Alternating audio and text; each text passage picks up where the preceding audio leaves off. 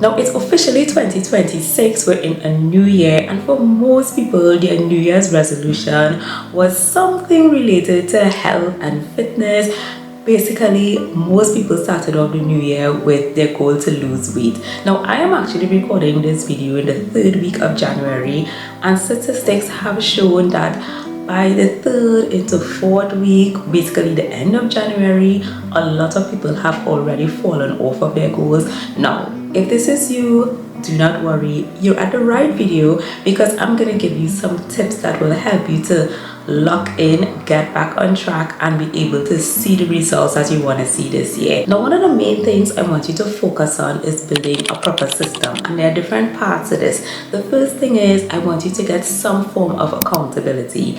Now, when I started my fitness journey, you all know that I posted stuff on social media, on Instagram, on TikTok, well, mostly Instagram and YouTube, a little bit on TikTok, and I actually found that the times where I came on in my Instagram stories or when I posted my YouTube videos, those were the times where I stayed consistent and I actually saw results, because y'all were my accountability partners. Now, of course, I'm not telling you to post your weight loss journey on the internet, but the point is, when I had some form of accountability, I was able to stay a little more consistent and stay on track, and I saw really great results.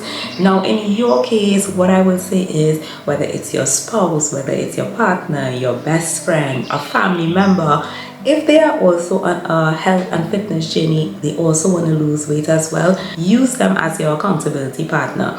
Now, this could be a little tricky, because I have seen time and time again where you are on your fitness journey, you come along, or at least someone else comes along with you. I want them to be more of an encouragement rather than someone that is like driving you to do what you have to do. Because if they fall off, and that happens a lot of times, they fall off their weight loss journey, they are not consistent. But I need you to be disciplined enough and have a strong why as you want to do it.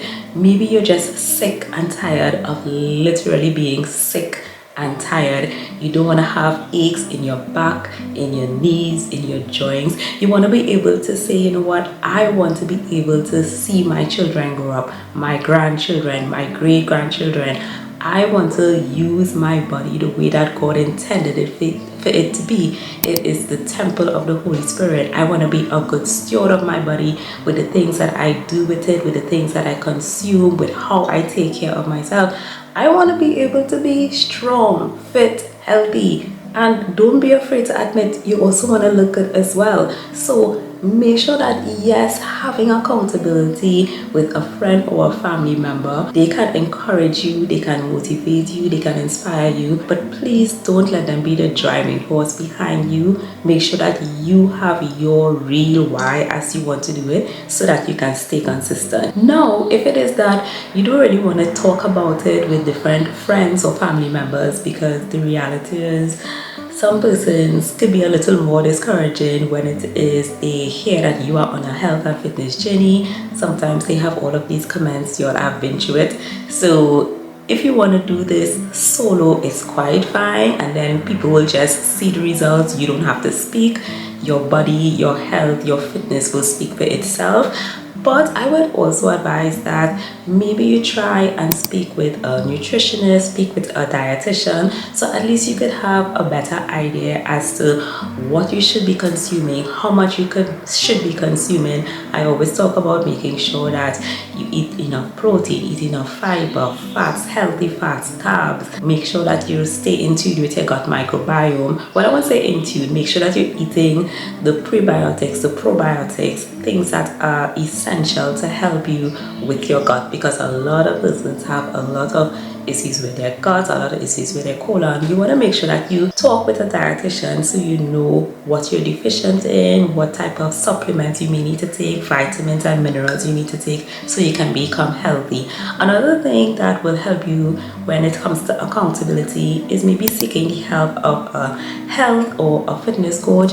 Now, I know at the beginning of January, everybody hot and sweaty to go to the gym, and it's quite fine. But if it is that you know you're not really accustomed doing it, I would say at least try, even if it's just for a couple of weeks or a couple of months, just getting someone to help you with your form, because you do not want to injure yourself, and let them show you what you should be doing, how you should be doing it, so you can see the results that you want. Now, in the system that you are building, I want you to keep track of what you are doing. I always talk about measuring the things that you want to manage so that you can track your progress over time. Now, some of y'all may turn off when I mention this, but hear me out. I want you to track your calories. Now, if you are adamant that you do not want to track your calories for your mental health, is something that you do not want to do, there is something that I would advise you can do that can also give you great results. So don't tune off just yet. But tracking your calories might be the key to help you to see the results that you want, especially if you know you've been in a plateau for a while. I always advise that you track your calories, you download the MyFitnessPal app, or there are so many different apps you can download. It really helps to give you a general idea as to how much you should be eating, how much protein, fats, carbs, fiber, everything. And after a couple of weeks, or maybe if you want to do it just for a couple of months, I don't even think you need to do it for a couple of months. Once it is you do this for a couple of weeks, with your breakfast, your lunch, your dinner, every single day for a couple of weeks, you get a really good gauge as to how much you should be eating. And then after a while, you should be able to intuitively eat. Now, when I mentioned intuitively eating, it was something that I had to learn to get back to.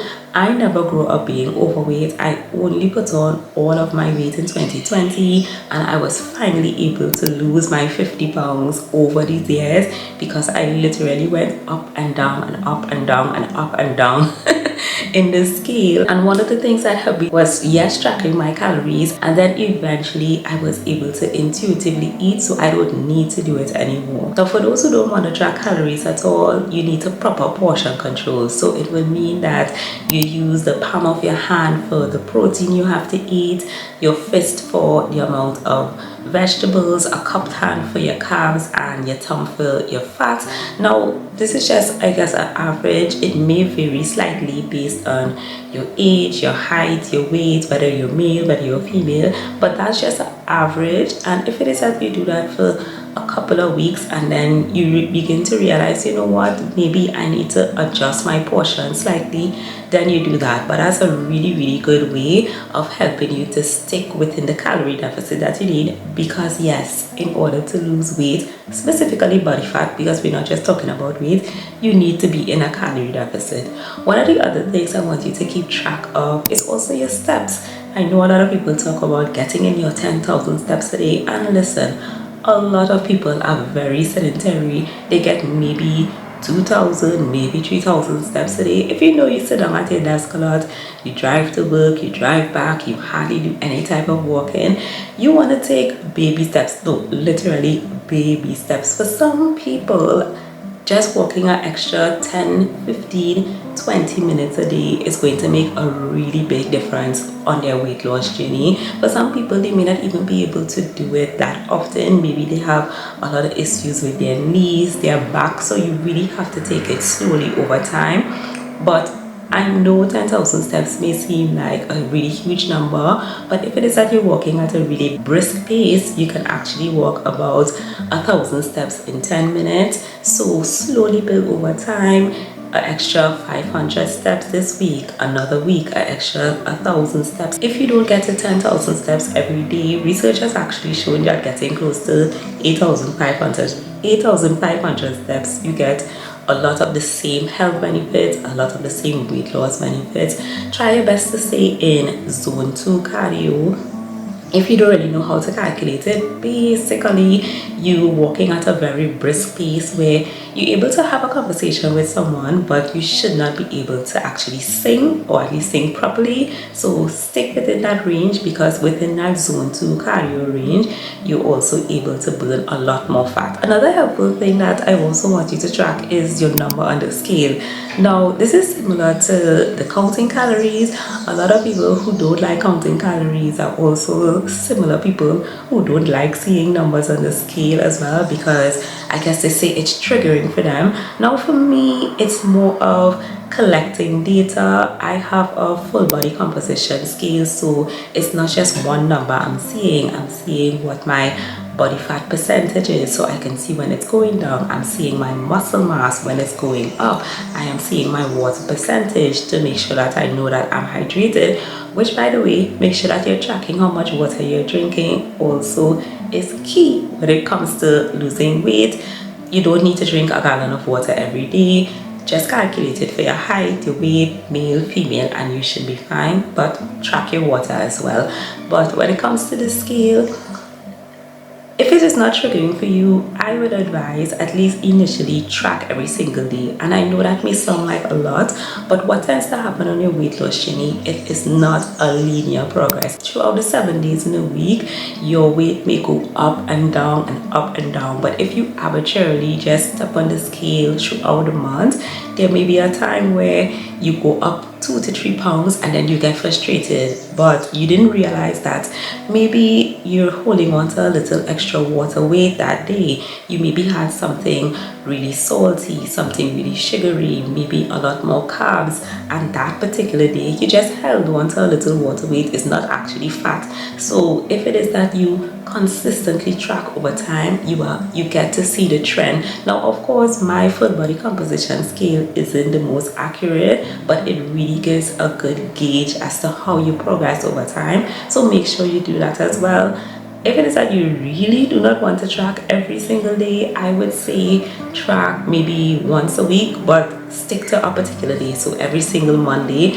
Even that in itself could be a little tricky, because what if one particular Monday you're at 160 pounds and then the next week you're 162? It's the same concept. It didn't necessarily mean that you gain 2 pounds that week. It could just be some water weight. So I still will advise, even initially in your journey, just track every single day so you can see how things progress over time, and just know that things can fluctuate a lot throughout the week, and it has nothing to do with gaining fat, but just differences in your water level, maybe differences in your hormone, if it is that you have a cycle, so you get a better gauge as to how your body functions. Now, one of the main reasons why a lot of people have already fallen off their goals by the 3rd week of January or into the end of January is because they didn't do things that were realistic and sustainable. You all know that term, go big or go home. We are not doing that in 2026. I want you to adopt simple daily habits that you can stick with consistently to see the results over time. Progress over perfection is key. Yes, at the beginning of the year, like I mentioned, a lot of people are going to the gym, and that is excellent. But if it is that last year you went to the gym 5 times, why are you making it a goal to go to the gym 5 days a week for the entire year? Do not do that. If it is that you were hardly walking last year, don't make it an aim to get to 10,000 steps that quickly. Build slowly over time. Now, I'm not saying that you would not get there. I just don't want you to go from 0 to 100. The slow and steady approach is exactly what I want you to do. You will get burnout. A lot of you all have already been burnt out because these are things that you have to try and implement into your lifestyle. I am sure if it is I mentioned to you about, I want you to brush your teeth in the morning and I want you to brush your teeth before you go to bed. That is something as simple. Well, I'm hoping that you're brushing your teeth before you go to bed.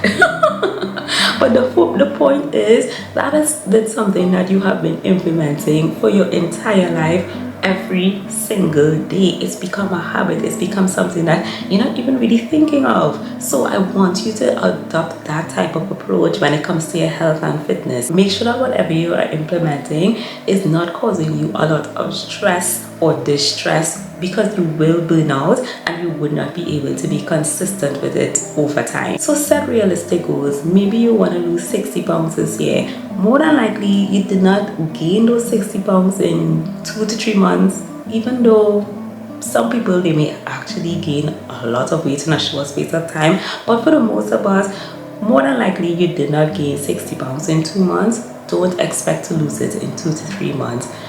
On average, you're supposed to lose just about 1 to 2 pounds a week for it to be realistic, sustainable, and actually healthy. Now, if it is that you have a very high body fat percentage, then you might be able to get away with losing sometimes even 20 pounds in a month, because you lose a lot of water weight initially and your body fat percentage is so high. You have a little more leeway, so you might be able to lose initially that first month or 2 or maybe 3 months, lose a lot more weight than usual if it is that your body fat percentage is really high. Over time it will start to plateau, it will start to slow down. I shouldn't say plateau, it should start to slow down a bit, and then getting into 1 to 2 pounds a week will be recommended for you. But basically try to stick to realistic and sustainable goals. And I also want you to implement in the system that you build fun habits and routines. So even if it comes to you taking in your steps, maybe you have a walking pad, you might watch something that is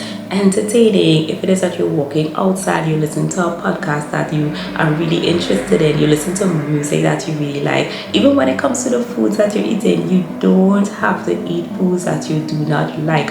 Of course, yes, you want to prioritize like lean protein, you want to prioritize your fiber, your healthy fats, but find the different types of foods that you actually like. You do not need to eat broccoli if you don't like broccoli. No, I like broccoli, so I eat broccoli all the time. But if it is that you don't like a particular fruit and vegetable, you don't have to eat it. But try and find something that you like that may offer the same nutritional benefits or health benefits. And even when it comes to your workout, if there's a particular movement or particular machine that you don't like but everybody uses it, but you just don't like using it, you don't have to. Now I would say at some point in time you may have to come out of your comfort zone. You may have to do something that may challenge you, maybe when it comes to your fitness. But even if you're working out a particular muscle group, maybe look for a particular exercise that implements similar muscle groups, and you may be able to see very similar results even if you don't use a particular machine that you don't like or do a particular move that you don't like.